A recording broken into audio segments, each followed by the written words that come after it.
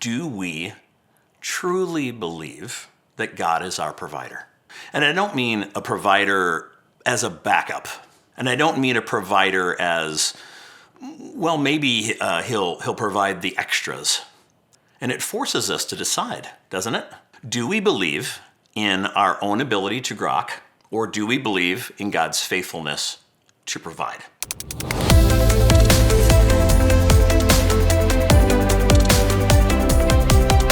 Hey guys, welcome to the Joyful Giving Podcast. I'm Greg Dean, and today we're going to talk about something that seems a little opposite of how we might think about things, and that is giving from poverty. What does Scripture have to say about that?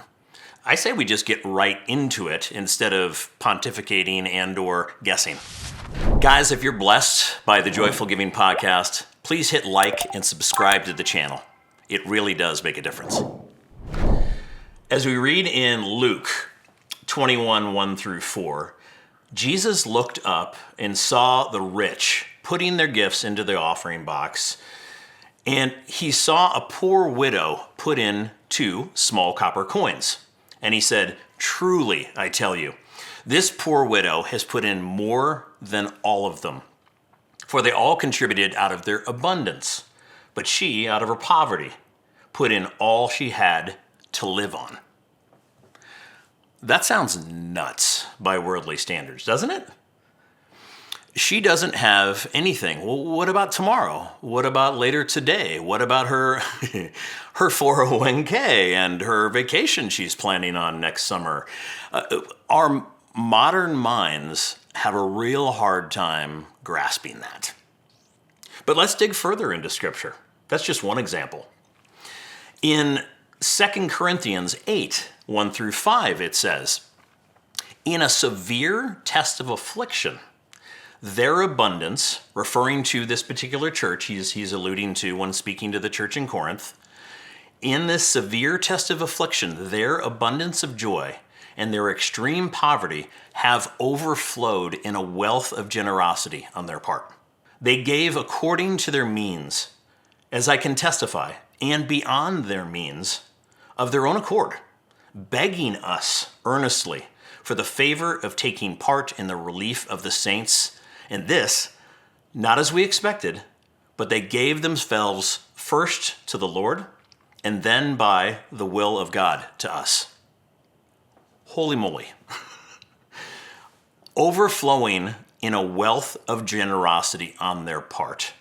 They begged us earnestly for the favor of taking part. That's a different heart. Can we agree on that? That's different than the Western way of thinking, I'd say. We tend to think, geesh, I've got all of this debt. I have put myself in a bad position. I don't make enough. There is too much month at the end of my paycheck, and so on, right? But this is a bit of an upside down view of things, which tends to be the common denominator throughout Scripture. Wouldn't you agree? Still, let's go a little bit further.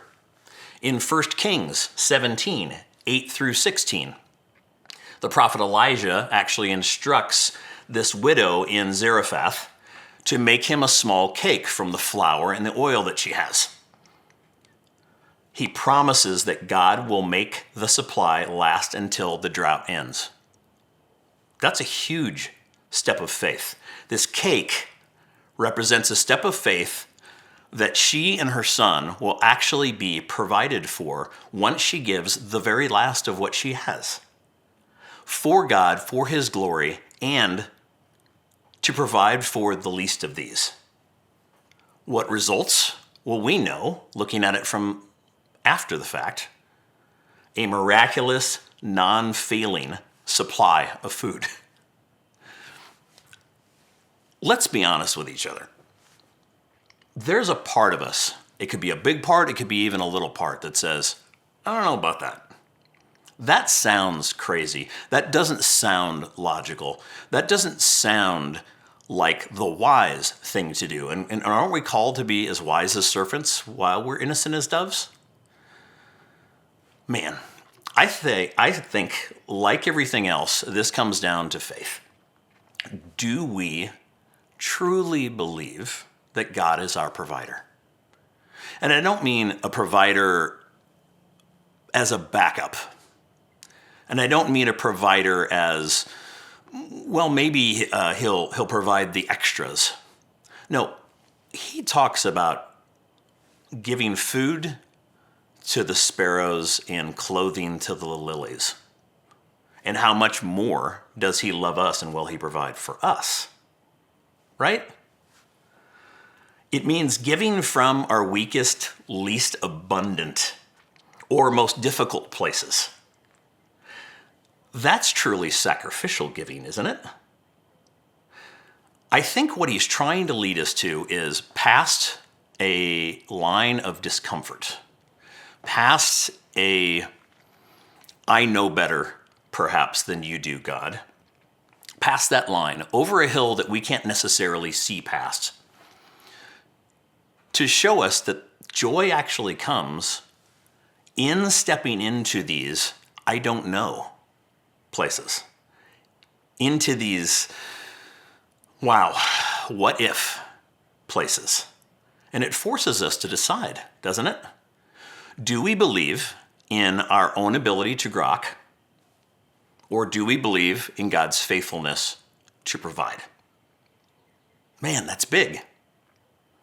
But he does make promises.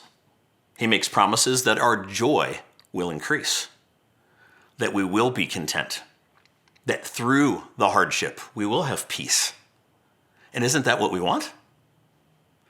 So as the widow giving her last 2 shekels, or the widow with her son giving her last bit of flour and oil for a cake for Elijah, or the church that is giving from poverty, pleading to take part in what God is doing, even though they don't have and are over leveraging themselves. Shouldn't that convict our hearts? Living in a Western context where we generally have probably 73 loaves of bread in our pantry while we try to pray a prayer of, give us this day our daily bread. Perhaps we're missing out on what we're really, really after, which again is joy. Guys, I'm Greg Dean, and this is the Joyful Giving Podcast.